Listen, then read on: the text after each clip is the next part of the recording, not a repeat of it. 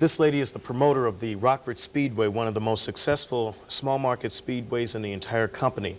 This is Mrs. Jody Deery, who is the wife of the late Hugh Deery, the founder of the Rockford Speedway, and a man who is a great innovator in motorsports in these United States. And on this edition of Uniquely Stateline, we wanted to give you a little bit of insight into how Rockford has one of the more successful racetracks in the country.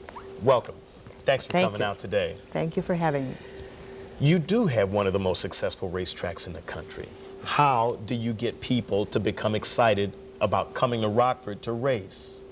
Well, we do our very best to put on an excellent program to entertain everybody, and we try to make it a family entertainment so people can come for good, clean racing, good entertainment, and enjoy themselves immensely. You had a nationally renowned star racing last night in Dale Earnhardt. You had another nationally renowned racing star in Dick Trickle performing. How do you get people of that caliber into your speedway? Well, Dale Earnhardt, you do pay for him to come. But they do like to come to small tracks like ours because that's where they started. And every star that you see on the big tracks had to start somewhere at a small track. So they enjoy coming to the small tracks. Your husband opened up the speedway when? Well, he actually didn't open it up, but we became involved when we came back to Rockford. It had been opened, and then it was inactive during the war, and then, of course, it became active again.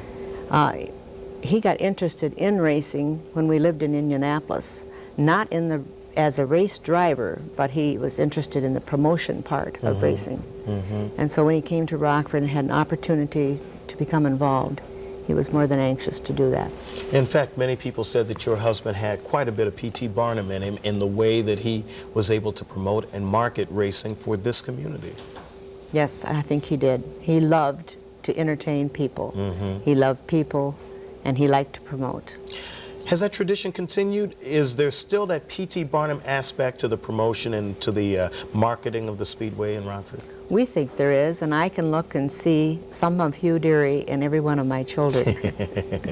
And so they bring a little bit of that to our Speedway. Give me a high point in the operation of the Speedway since you folks have been involved in it. Well, I think one of the highlights is that we did start the National Short Track Championship. We were one of the first small tracks in the country that had a year-end celebration that lasted more than one day. And since then, other small tracks have done the same thing. But that is one of our highlights of our year. How long can you be successful inviting people in to watch guys go around a quarter-mile track? I hope forever. It's done well for you thus far. Well, you have to stop and think. The people that come and watch cars going around the track, sometimes they think of themselves out there driving, and we all drive automobiles, so we're certainly all interested in what's going on around that track. And of course, you folks even give people a chance to come out of the stands, get into their own cars, and go around the track. Yes, we do. Yes, we do. And they love it. Some of them love it, of course. I myself wouldn't be a race driver. I couldn't stand it. That was going to be my next question. No. Could you do that? No, I couldn't. No, I'd have to stay back. I'm not that brave, I guess. It takes a lot of things. Your location is one of the true landmarks of this community, and it's a pleasure to welcome you out here to talk about the Rockford Speedway on Uniquely Stateline here on Close Up. Mrs. Jody Deery, who is the promoter for the Rockford Speedway, thank you so much for coming out today. Thank you for having me. You're more than welcome. It's a pleasure to have you. Stay right there. Gina's up next with the Count of the Cows in the Corner. We'll have the AccuWeather 5-day forecast straight up at 29 after the hour as 13 Eyewitness News.